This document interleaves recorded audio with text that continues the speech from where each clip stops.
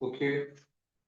हम लोग जीआईटी की बीमारियों को हम लोग देख रहे हैं इसमें, यानी कि जो गैस्ट्रो इंटेस्टिनल ट्रैक्ट है, हम लोग इसकी बातें कर रहे हैं। इसमें हम लोग इसोफेगस की हम लोग जो बीमारियां हैं हम लोग उनको देख चुके हैं, यानी कि जो इसोफेगस है।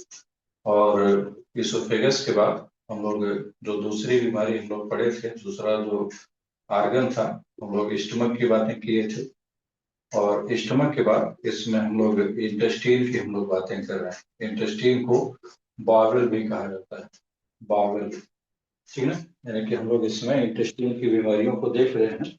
इसमें आज जो हम लोग बीमारी देखेंगे, that is irritable bowel syndrome. बहुत इंपॉर्टेंट डिजीज है इरिटेबल।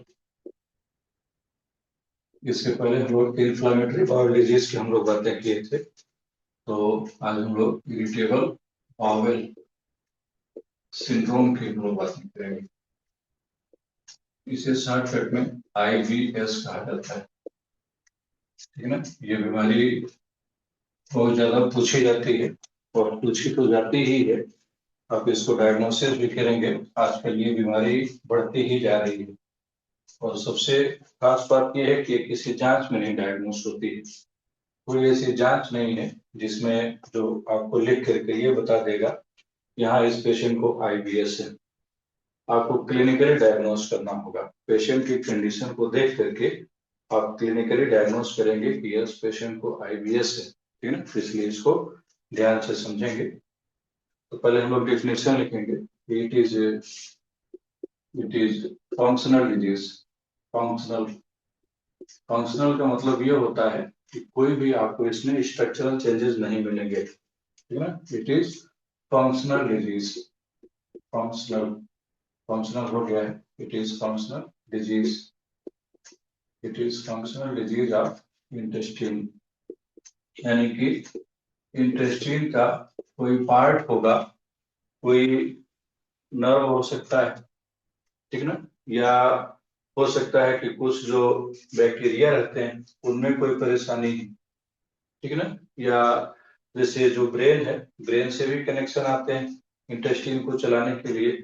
तो कहीं पे कोई परेशानी होगी और वो फंक्शनल चेंजेस होंगे। फंक्शनल, आपको कभी भी कोई स्ट्रक्चरल चेंज नहीं मिलेगा जिसे आप डायग्नोस क्लिनिकली, केवल क्लिनिकली ही डायग्नोस होगा, किसी और जांच में ये डायग्नोस नहीं होता है। तो ये हो गया, ये फंक्शनल डिजीज है। कैरेक्टराइज बाई, इसको इंपॉर्टेंट कर लेंगे, ये बहुत पूछा जाता है कि इसकी कैरेक्टरिस्टिक बताइए। कैरेक्टरिस्टिक, तो इसकी कैरेक्टरिस्टिक होती है एब्डोमिनल पेन। ठीक है ना, लोग बताएंगे कि डॉक्टर साहब पेट में दर्द होता रहता है। वो भी हमेशा नहीं होता है, हमेशा नहीं होगा। पैराक्सिज्मल, कभी कभी होता है, हमेशा नहीं होगा लेकिन कभी कभी होगा।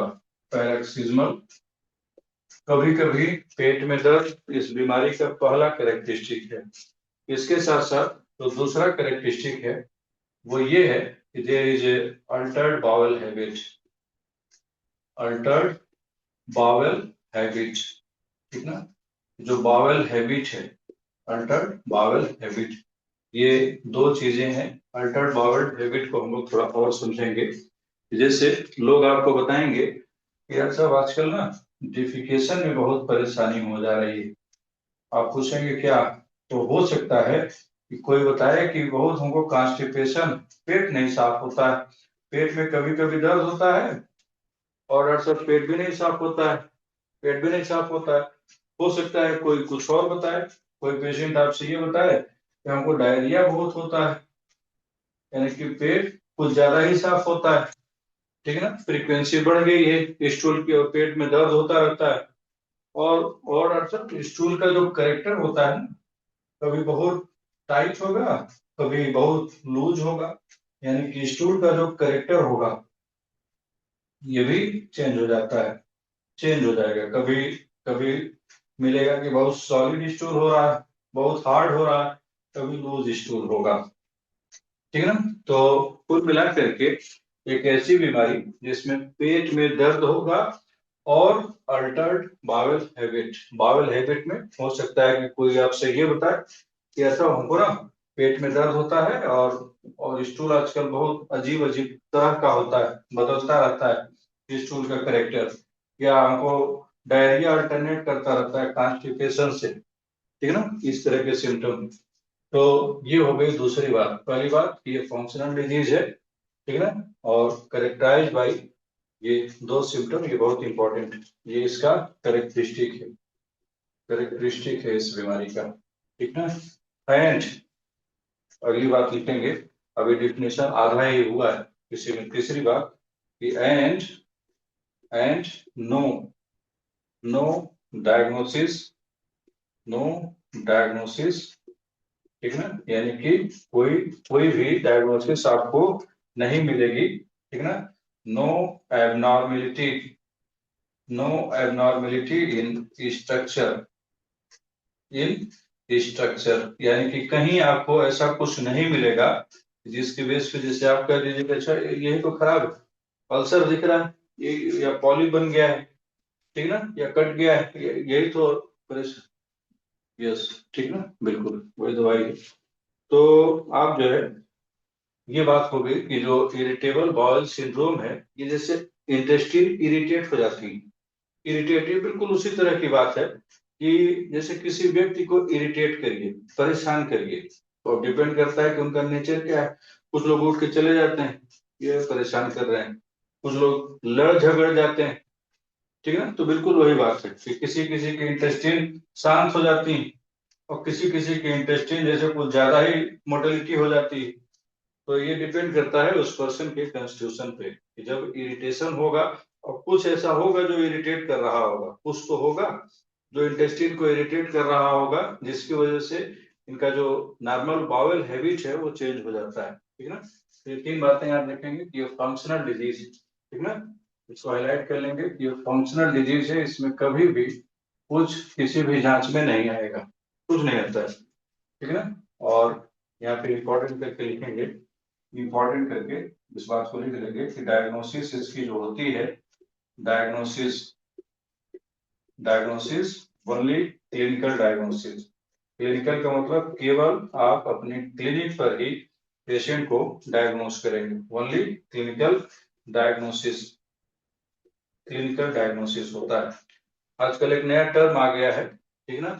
जैसे पहले तो बस इतना ही था कि पेशेंट को पर्ची पे आईबीएस लिख देते थे, ठीक है, जो डॉक्टर थे। अब ऐसे लिखते हैं कि आईबीएस है, फिर इनको कॉन्स्टिपेशन सी, और कई बार ऐसे लिखते हैं कि आईबीएस है, इनको डायरिया है, आईबीएस है और इनको मिक्स है, दोनों है, मिक्स का मतलब दोनों, इनको डायरिया भी है कॉन्स्टिपेशन भी। और कभी कभी ऐसे लिखते हैं कि आईबीएस तो है इनको, लेकिन अनडिफाइंड, कुछ पता ही नहीं चल रहा कि क्यों हो रहा है, अनडिफाइंड, ठीक है ना। तो सी का मतलब कॉन्स्टिपेशन, डी का मतलब डायरिया, एम का मतलब मिक्स, यू का मतलब अनडिफाइंड। तो ये आजकल नया टर्मिनोलॉजी आ गया है, ठीक है ना। एम का मतलब मिक्स, तो दोनों है इसमें, दोनों मिक्स, एम का मतलब मिक्स, और यू का मतलब अनडिफाइंड, अनडिफाइंड कि डॉक्टर को पता ही नहीं चल पा रहा, कि डॉक्टर के समझ में नहीं आ रहा कि क्या है ऐसा जो इरिटेट कर रहा है, लेकिन कुछ तो है, ठीक ना। तो जब कुछ नहीं पता चलता है तो ऐसे में यू लिख दिया जाता है, यू का मतलब अनडिफाइंड, पता ही नहीं चल पा रहा, ठीक ना, क्योंकि जांच में भी कुछ आएगा नहीं, जांच में कुछ नहीं आता है, क्योंकि ये फंक्शनल डिजीज,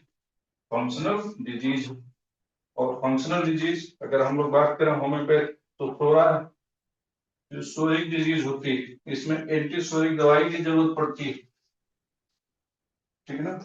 अगली बात, सारी बातें हम लोग वेरिएशन से कर रहे हैं, ठीक है ना।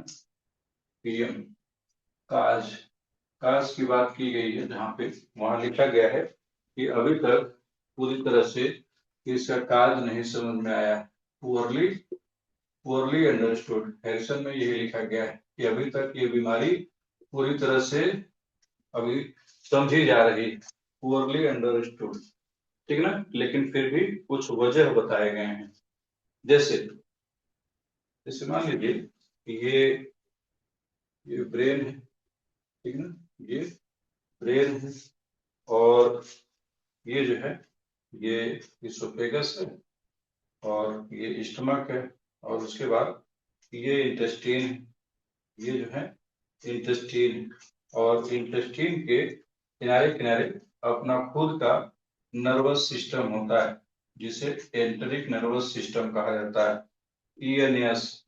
यानी कि ये यहाँ का लोकल, इसको चलाने वाला जो नर्वस सिस्टम है, जो जिम्मेदार है, ठीक है ना, यस, ईएनएस। तो ये जो है ईएनएस है। तो कई बार यह देखा गया है कि ईएनएस ही गुस्सा गया है, इरिटेट हो रहा है किसी फैक्टर से। अब वो फैक्टर स्मोकिंग हो सकता है, अल्कोहल हो सकता है, चाय कॉफी हो सकता है, या कोई ऐसा फूड हो सकता है जो पहले कभी खाते ही नहीं थे, आजकल अब खाने लगे हैं, ठीक ना। तो इन फूड हैबिट से पता चला कि ईएनएस ही गुस्सा हो गया है कि पहले तो नहीं खाते थे, आजकल क्यों खाने लगे हैं। ENS, enteric nervous system, enteric nervous nervous system होता है। ये ये लोकल नर्वस सिस्टम होता है। लोकल का मतलब ये, जैसे ये हो गया कि ब्रेन ने ये कहा कि देखो हमको बहुत काम रहता है, हमको और भी आर्गन को देखना रहता है, किडनी को देखना है, लीवर को देखना है, और भी आर्गन्स को देखना है, तो हम किसको किसको देखेंगे। तब तक एक लोकल मैनेजर बना देते हैं, ये इनको चलाएगा, और कोई परेशानी होगी तो ये हमको आके बताएगा, ठीक ना।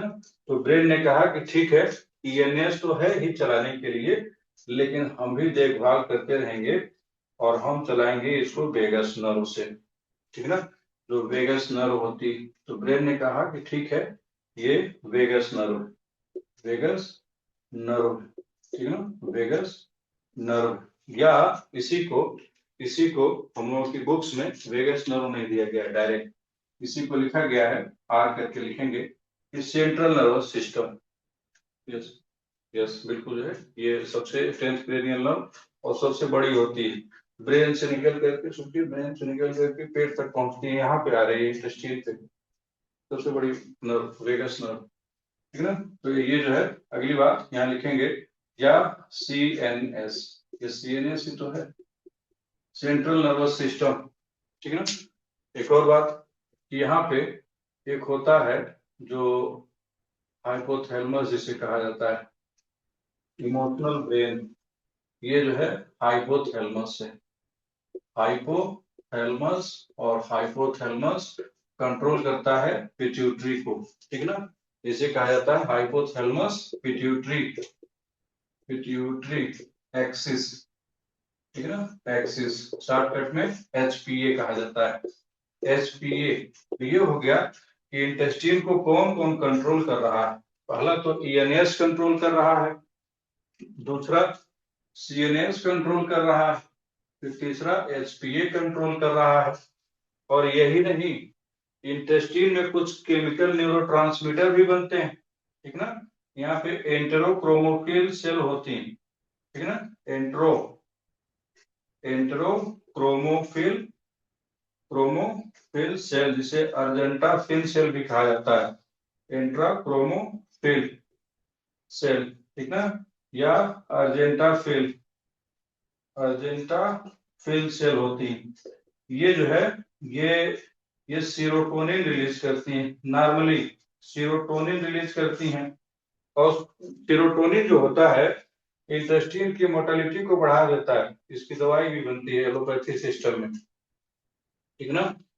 तो अब मान लीजिए कि किसी का ये अर्जेंटाफिन सेल गुस्सा गए, डिस्टर्ब हो गए, और खूब ज्यादा एकदम सीरोटोनिन ही रिलीज करने लगी, एकदम खूब सीरोटोनिन, तो एकदम ज्यादा ही मोटिलिटी हो जाएगी, एकदम डायरिया होगा, ठीक ना। तो ये मोटिलिटी को इंक्रीज कर देती है, इंक्रीज मोटिलिटी, मोटिलिटी को इंक्रीज कर देते हैं, ठीक है ना। तो इनमें से कोई भी वजह हो सकता है, इन वजह को थोड़ा हम लोग और डिटेल से देखेंगे, ठीक है ना। जैसे पहला ईएनएस, एंट्रिक नर्वस सिस्टम, ये नॉर्मली नॉर्मली ये क्या करता है, ये रेगुलेट करता है, रेगुलेट करता है जो पेरिस्टाल्टिक मोशन, जो पेरिस्टाल्टिक मूवमेंट है उसको कंट्रोल करता है, ठीक ना। और एब्जॉर्प्शन को भी, यानी कि ऐसा ना हो कि बहुत तेजी से मूवमेंट होने लगे और कुछ एब्जॉर्ब ही ना हो पाए, तो रोक के भी रखता है कि ऊपर को जब एब्जॉर्ब हो जाएगा तब आगे बढ़ना। और किसी वजह से वही डिस्टर्ब हो जाए, ईएनएस डिस्टर्ब हो जाए, ज्यादातर ईएनएस, ठीक है, यहाँ लिखेंगे जिन वजहों से ईएनएस डिस्टर्ब होता है। फूड हैबिट, फूड हैबिट से ज्यादा डिस्टर्ब होता है, फूड हैबिट, ठीक ना। फूड हैबिट, फूड हैबिट में जैसे आ गया चाइनीज फूड, सबसे एक नंबर पे आजकल चल रहा है चाइनीज फूड, ठीक ना। उसके बाद जैसे आ गया चाय कॉफी, चाय कॉफी, कोई व्यक्ति है जो चाय कॉफी पर ही ज्यादा डिपेंड रहते हैं, ठीक ना। दिन में चाय कॉफी, फिर उसके बाद अल्कोहल और स्मोकिंग, ये सब भी चलता रहता है। अल्कोहल है, स्मोकिंग है, ठीक ना। या कुछ ऐसा है जो पहले नहीं खाते थे, तो इससे इंटेस्टाइन को, जैसे जैसे ठंडियों में मोटा अनाज खाने लगे। अब इंटेस्टाइन ने कहा कि अब तो रागी तो कभी खाते नहीं थे, रागी, ठीक ना, जो आता है मड़ुआ, ठीक ना। तो अब इंटेस्टाइन ने कहा ये क्या आ रहा है, नए नए आजकल खा रहे हैं, ठीक ना, बार्ले में ये सब मिक्स करके खा रहे हैं। इंटेस्टाइन ने कहा ये सब तो हम जानते ही नहीं है, तो पहली बार इतना बड़ा हो गए, इतने बड़े हो गए, हम पहली बार मिल रहा है। तो ऐसे में ये डिस्टर्ब हो जाते हैं, इरिटेट हो जाते हैं कि ये क्या आजकल मिल रहा है, आज तक जो नहीं मिला, ठीक है ना। यानी कि Altered, Altered diet, diet habit, जो पहले कभी खाते ही नहीं थे आजकल वो भी खाने लगे। सीरोटोनिन के नीचे इंक्रीज, मोटिलिटी को इंक्रीज कर देता है सीरोटोनिन, ठीक है। तो इन वजहों से पता चला कि ये गुस्सा आ गए, और गुस्सा आ गए तो हो सकता है कि एकदम शांत बैठ जाए कि हम नहीं चलाएंगे ही। तो चलाएंगे तो कॉन्स्टिपेशन होगा, अब ज्यादा चलाएंगे तो डायरिया होगा, और कुछ और ज्यादा चलाएंगे तो एकदम ऐंठन वाला दर्द होता है, लोग बताएंगे ऐसे लगता है एक कपड़ा जैसे सुखाने के लिए ऐंठा जा रहा है। और दिन में ही होता है, कभी सोते हुए नहीं होगा, ये भी खास बात होती है कि दिन में ही होगा, रात में नहीं होता है। ब्लड भी नहीं आता है, ब्लड नहीं, बस यही होगा कि महीने में 2-3 बार हो जाता है, महीने में 2-3 बार हो जाता है, 4 बार 5 बार, धीरे धीरे बढ़ने लगता है, केवल लोग बताएंगे रोज हो रहा है आजकल, ठीक ना। ये पहला कार्य। दूसरा, दूसरा जो है इधर सीएनएस, सीएनएस का रोल जो है, सीएनएस का, इस पे भी हम लोग बात कर रहे हैं, एंट्रोक्रोमोफिल, ये फोर्थ, फोर्थ है, ठीक है ना। सीएनएस, जो सीएनएस है और एचपीए दोनों को एक साथ हम लोग देखेंगे, सीएनएस और एचपीए, इनका डायरेक्ट कंट्रोल होता है स्ट्रेस से, तनाव। और आजकल तनाव किसको नहीं, टेंशन किसको नहीं, ब्रेन में एकदम टेंशन ही टेंशन भरा हुआ है। किसी को बिजनेस का टेंशन है कि होड़ है एकदम कि दुकान चलानी है और जो है बिजनेस आगे बढ़ाना है, ठीक है ना। किसी को घर बनवाना है, किसी को जमीन लेना है, तो किसी को गाड़ी लेना है, तो सबके लिए अलग अलग लेवल की टेंशन है, स्ट्रेस है, ठीक है ना। स्ट्रेस सबको है, तो किसी को यही स्ट्रेस है कि हमको जो है बढ़िया कपड़ा पहनना है, सबके लिए अलग अलग स्ट्रेस है कि हमको बढ़िया दिखना है, बढ़िया दिख नहीं रहे हैं, ठीक है ना। तो सबका स्ट्रेस अलग अलग है। तो पता चला कि बिजनेस में लॉस हो गया, बिजनेस में लॉस हो गया, दुकान में चोरी हो गया, ठीक ना। या कोई ऐसा सडन, ठीक ना, सडन कुछ ऐसा न्यूज मिल गया जिसकी वजह से ज्यादा ही कुछ परेशान हो गए, तनाव में आ गए, तनाव में आ गए, उस तनाव की वजह से अब ये ब्रेन जो है वेगस नर्व के थ्रू ये भी तो कंट्रोल करता है। अब ब्रेन भी यहाँ से वही दो चीज, या तो हो सकता है कि एकदम स्लो हो जाए कॉन्स्टिपेशन, या हो सकता है कि एकदम बढ़ जाए डायरिया, ठीक ना। अगली बात, इमोशन, इमोशन कई बार देखा गया है कि प्रेग्नेंट लेडी में, ठीक ना, जैसे आफ्टर पर्चुरेशन या आफ्टर डिलीवरी या आफ्टर अबॉर्शन, क्योंकि जो इमोशंस होते हैं, या किसी की डेथ हो गई, पता चला कि बहुत ज्यादा लगाव था, कोई पर्सन भी हो सकता है, कोई जानवर भी हो सकता है कि जानवर से बहुत लगाव था और डेथ हो गई उसकी, ठीक है ना, इमोशन अब कंट्रोल नहीं हो रहे हैं और बार बार दिमाग में वही बात चल रही है, ठीक है ना, कि किसी व्यक्ति के भी लिए चल सकता है, किसी जानवर, कोई कोई चीज भी हो सकता है, कोई थिंग्स भी हो सकता है, ठीक है ना। पता चला कि कोई बहुत अच्छी किताब थी, चोरी हो गई, या बहुत अच्छा नोट्स बनाए थे, वही कहीं गिर गया जाते समय, अब वही टेंशन में चल रहा है दिमाग में, ठीक ना। तो इमोशन भी हो सकते हैं, कोई भी इमोशन हो सकता है जिसकी वजह से ये अफेक्ट हो सकते हैं, ठीक ना। एक और ये एंट्रो जो अर्जेंटा फिन सेल है, ठीक ना, एक और वजह यहाँ लिखेंगे।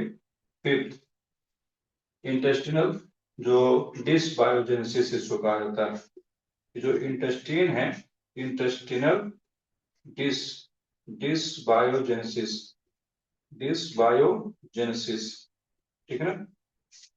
यानी कि इंटेस्टीन में हम लोगों के नॉर्मली बैक्टीरिया रहते हैं, जिसे नॉर्मल फ्लोरा कहा जाता है, नॉर्मल फ्लोरा कहा जाता है।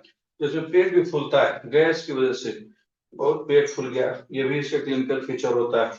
तो होता क्या है कि जो यहाँ पे जो बैक्टीरिया रहते हैं, जिन्हें नॉर्मल फ्लोरा कहा जाता है, नॉर्मली डिसबायोजेनेसिस नहीं होता है, नॉर्मली सिम्बायोसिस होता है, ठीक है ना। कि जो हार्मफुल बैक्टीरिया है, सिम्बायोसिस, हार्मफुल बैक्टीरिया, ठीक है ना, सिम्बायोसिस, ये नॉर्मल होता है। दोनों, जो बीमारी करने वाला है और जो फूड पचाने वाला है, दोनों इक्विलिब्रियम में रहते हैं। अब कुछ कुछ व्यक्तियों में ऐसा होता है कि कोई दवाई खा रहे हैं, कोई दवाई खा रहे हैं या अनहेल्दी फूड ही खा रहे हैं ज्यादा दिनों से, पता चला कि ये जो नॉर्मल फ्लोरा थे ये मर गए। अब मर गए तो फूड सही से डाइजेस्ट नहीं होता है, ठीक है ना, इसको कहा जाता है डिसबायोजेनेसिस, कि अब सही से अब खाना ही नहीं पचेगा, जब सही से पचता नहीं है तो ब्लॉटिंग होने लगती है, पेट में फूला हुआ है, डकार बहुत आती है डॉक्टर साहब, तो कुछ लोगों को डकार आता है, बहुत ज्यादा डकार आता है, ठीक है ना। और डकार कई बार तो इतनी तेज निकलती है, जैसे लोग बताएंगे कि गाय जैसे डकरती है, घर वाले यही बात बताते हैं कि डॉक्टर साहब, वो शर्माते हुए बताते हैं कि बहुत कैसे बताएं, कान में बहुत जैसे गाय करती है, ठीक है ना, इस तरह की बातें ज्यादातर फीमेल में होता है, ठीक है। यस, वजह ये है इमोशनल, इमोशनल इमोशनल स्ट्रेस, ठीक है ना। तो ये चीज हो सकता है सिम्बायोसिस। अब यहाँ के बैक्टीरिया को बढ़ाने के लिए, यहाँ के बैक्टीरिया को बढ़ाना है तो दही, छाछ और फर्मेंटेड फूड, ये इनको बहुत अच्छा लगता है, फर्मेंटेड फूड, इनको फर्मेंटेड फूड मिले, ठीक है ना। फर्मेंटेड फूड का मतलब ऐसे फूड जो रात भर रख दिए जाए, जो सड़े, ठीक है ना, जैसे, यस, यस, ये प्रोबायोटिक्स होते हैं, ठीक है ना, फर्मेंटेड फूड्स आर प्रोबायोटिक, ये प्रोबायोटिक होते हैं, ये बढ़ाते हैं उनको कि तुम बढ़ जाओ। जैसे जैसे आजकल बहुत सारे फूड हैं, ठीक है ना, दाल ही है, दाल को भिगो दिया जाए, 2-3 दिन में पक गया, उसमें अंकुरित हो गया, या आजकल और भी चीजें बनती हैं कि शाम को भिगो दिए, उसमें रात भर सड़ा, ईस्ट उसमें से फर्मेंट किए, ठीक है ना, और सुबह उसको बना के खाए, तो ऐसे में ये भी बढ़ते हैं, इनके लिए बहुत अच्छा होता है कि हाँ बहुत बढ़िया है, दही या छाछ, ठीक है ना, ये इनके लिए जो बहुत अच्छा लगता है इनको, ठीक है ना।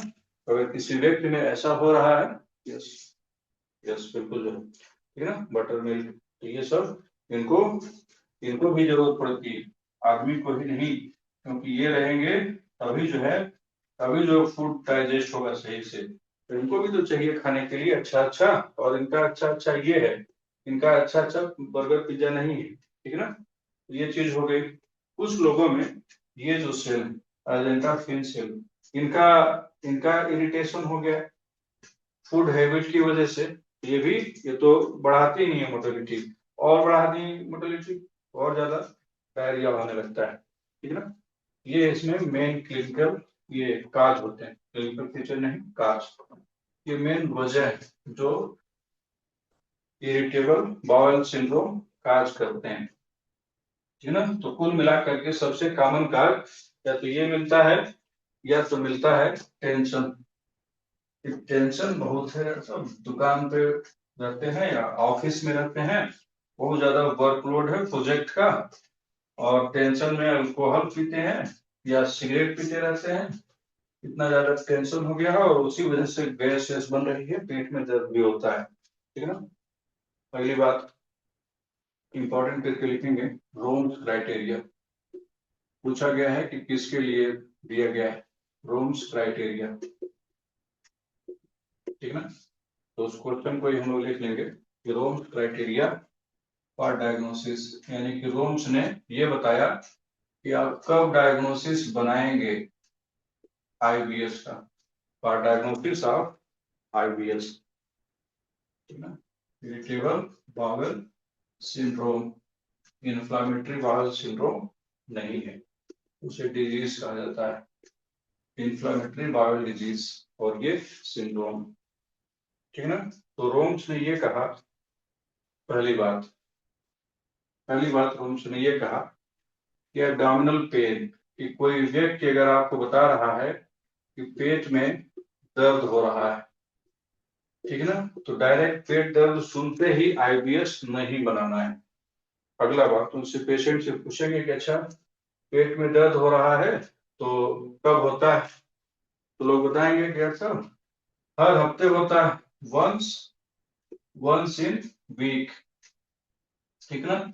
वंस इन वीक का मतलब हफ्ते में, महीने में 4 हफ्ते होते हैं, तो महीने में हो गया 4 बार। इसी को कुछ बुक्स में लिखा गया है मोर देन 3, ठीक ना, इन ए मंथ। तो यही तो बात हो गई।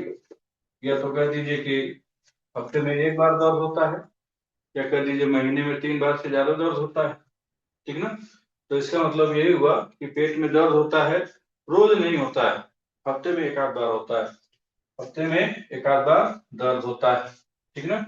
आपने पूछा अच्छा और कोई परेशानी, तो लोग बताएंगे कि सर जो फ्रीक्वेंसी है ना स्टूल की, फ्रीक्वेंसी फ्रीक्वेंसी ऑफ स्टूल की कभी बढ़ जाती है, कभी घट जाता है, कभी कभी दिन भर में 5 बार जाते हैं फ्रेश होने, कभी कभी एक भी बार नहीं जाते हैं, ठीक है ना।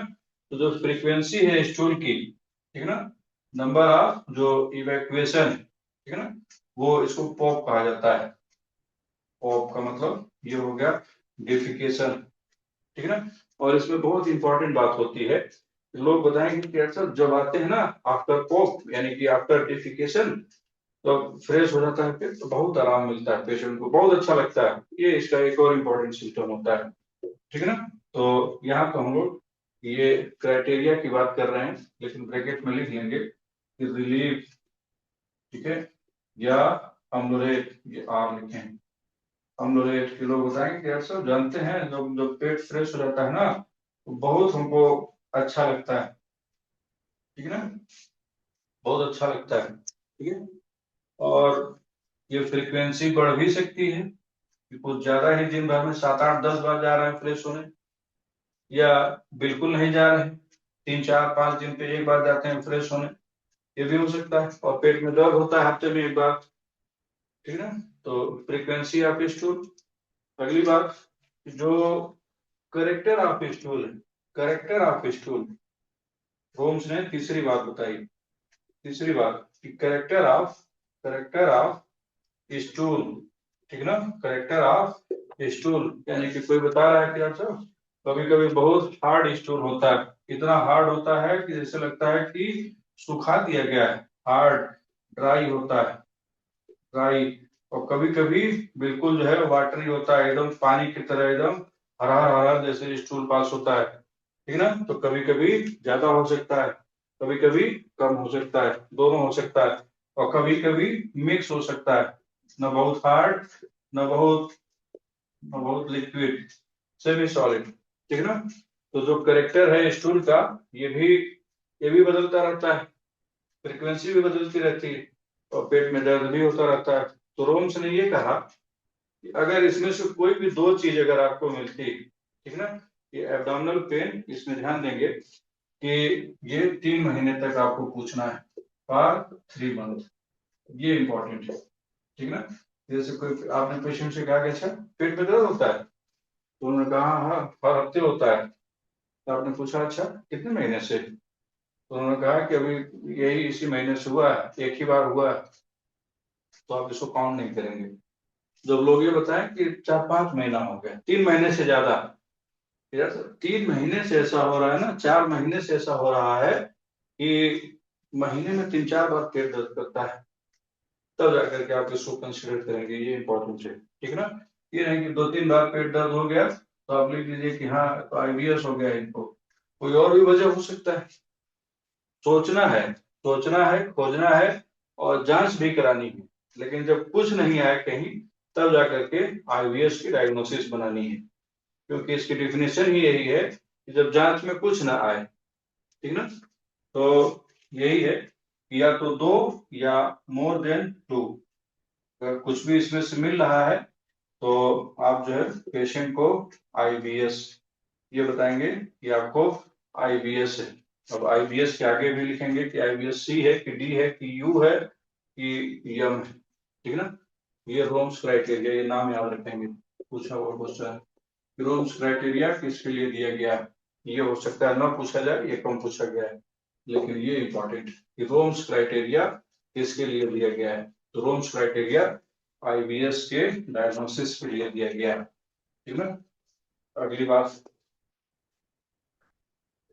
क्लिनिकल फीचर, हेडिंग डालेंगे क्लिनिकल फीचर, इस पेशेंट को क्या क्लिनिकल फीचर आएंगे।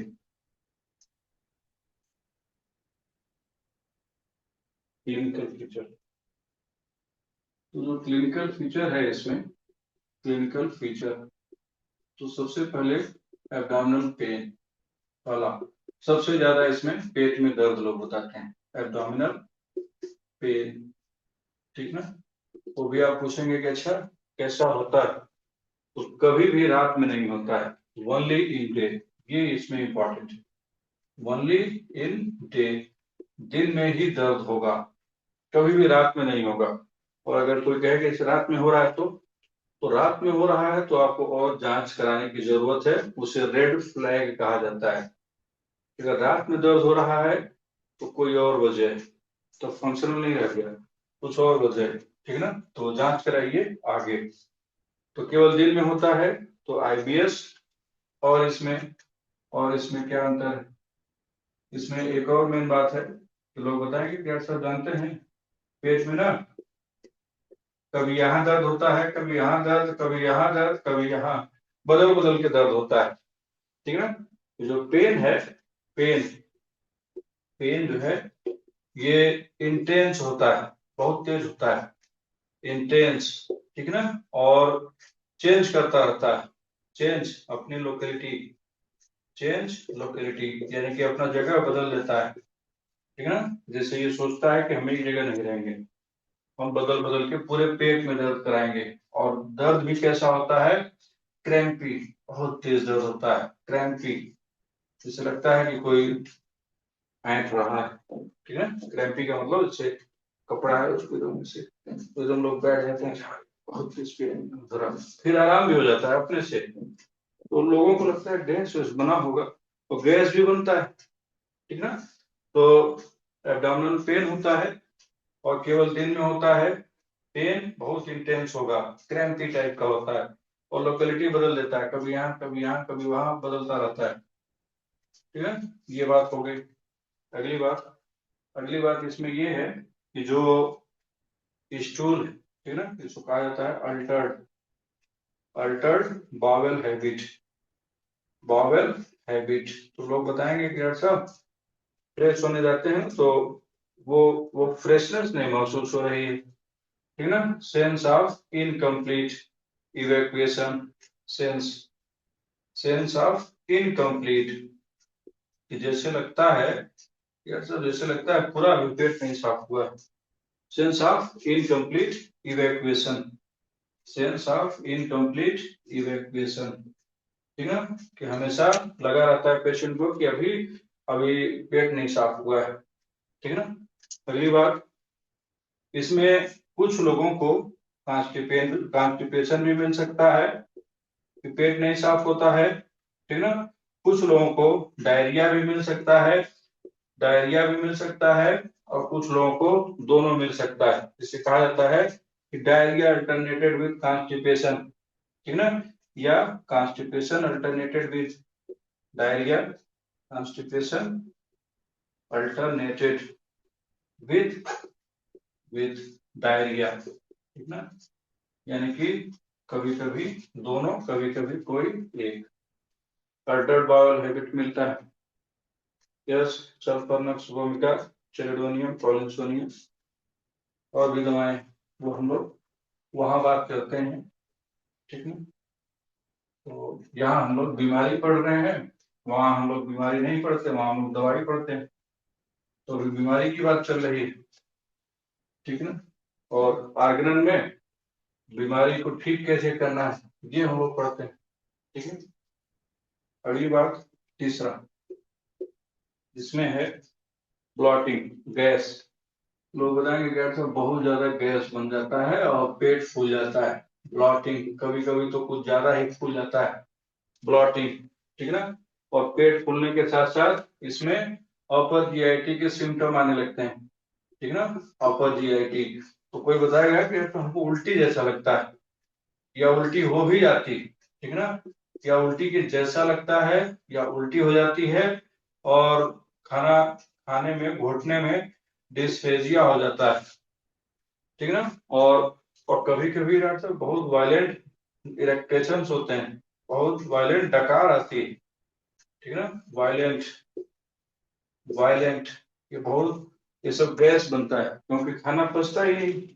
क्योंकि जो पचाने वाले थे, जो जो हम लोग के नॉर्मल फ्लोरा थे, वो इनको फिर कम हो गया है। जो नॉर्मल फ्लोरा है, ठीक ना, ये है नहीं। तो जब नॉर्मल फ्लोरा कम हो जाते हैं, ठीक है ना, डिक्रीज हो जाते हैं, तो इस तरह से ये पेट में गैस है, इस तरह की चीजें, ब्लॉटिंग, पूरा पेट फूल जाता है, जैसे जब गुब्बारा हो गया, जैसे पूरा दम दम बोलता है, ठीक है ना। और उल्टी भी लगती है, दर्द भी होता है, कुछ खाने का मन भी नहीं करता है, ये सब सिम्टम इसमें होने लगते हैं, ठीक है ना। अगली बात, अगली बात लिखेंगे यहाँ पे, रेड फ्लैग, रेड फ्लैग या रिस्क, अगर ये पूछा जाता है, ठीक है ना, रेड फ्लैग क्या है। रेड फ्लैग फॉर आईबीएस या रिस्क, कि अगर यह मिलने लगे तो आप आईबीएस समझ के हल्के में नहीं ले लीजिएगा, ठीक है ना। रिस्क है इन आईबीएस कब, तो तब जब नॉकटर्नल पेन होने लगे। पहली बात कि रात में दर्द होने लगे, इसके पहले लोग बताएंगे कि इसके पहले तो दिन में ही होता था, अब रात में भी पेट में दर्द होने लगा, आईबीएस में कॉम्प्लिकेशन हो रहा है, ठीक ना। और अगर उम्र, उम्र जो है मोर देन 50 ईयर से ज्यादा है, ठीक ना, 50 ईयर से ज्यादा है, रात में दर्द हो रहा है, और बता रहे हैं कि यार साहब जब जाते हैं ना स्टूल पास करने तो ब्लड आता है, रेक्टल ब्लीडिंग, पाइल्स नहीं, ये नहीं कि पाइल्स आने लगा इसमें तो घबरा जाए, ठीक है ना, क्योंकि कॉन्स्टिपेशन रहता है तो पाइल्स भी डेवलप कर जाता है, क्योंकि पाइल्स का वजह ही है कि ज्यादा फोर्स लगाते हैं, क्रिएट करते हैं। तो सबसे पहले तो पेशेंट को बताना है कि देखिए बहुत ज्यादा फोर्स नहीं लगाएंगे, पहला चीज, ठीक है ना, खैर सर्जरी का पार्ट है, ठीक है ना। तो रेक्टल ब्लीडिंग हमेशा, हमेशा रेक्टल ब्लीडिंग आईवीएस का कॉम्प्लिकेशन नहीं होता है, कहीं पाइल्स तो नहीं है, ठीक है। तो रेक्टल ब्लीडिंग अगर होने लगा तो ये भी कॉम्प्लिकेशन है। और अगर रेक्टल ब्लीडिंग की वजह से खून की कमी हो गई, अनीमिया हो गया, ये भी रेड फ्लैग है। वजन कम हो जा रहा, वजन कम, वेट लॉस हो रहा है, तो ये भी रेड फ्लैग है। यानी कि वजन तो नहीं कम होना चाहिए, वजन क्यों कम हो रहा है, तो वजन कम हो रहा है, इसका मतलब ध्यान देने की जरूरत है, ठीक ना। और अगर कोई ये बता रहा है कि डॉक्टर साहब ऐसे ही ना हमारे परिवार में हमारे दादाजी को भी था, अगर फैमिली हिस्ट्री मिल रही है, आपने पूछा कि क्या था उनको, तो कह रहे हैं कि उनको ना, उनको कोलन पे रेक्टल कैंसर था, कोलन नहीं रेक्टल, रेक्टल कार्सिनोमा, ठीक ना, उसमें भी ब्लड आता है। तो अगर ये है, फैमिली हिस्ट्री है, तो और ज्यादा रिस्क है, ठीक है ना। तो ये बात ध्यान रखेंगे कि अगर ऐसा कुछ मिल रहा है आईबीएस में तो और आगे की जांच कराएंगे, हो सकता है अब आपको कुछ कुछ स्ट्रक्चरल चेंजेस मिलने लगेंगे, क्योंकि ये सब कॉम्प्लिकेशन है, ठीक है ना।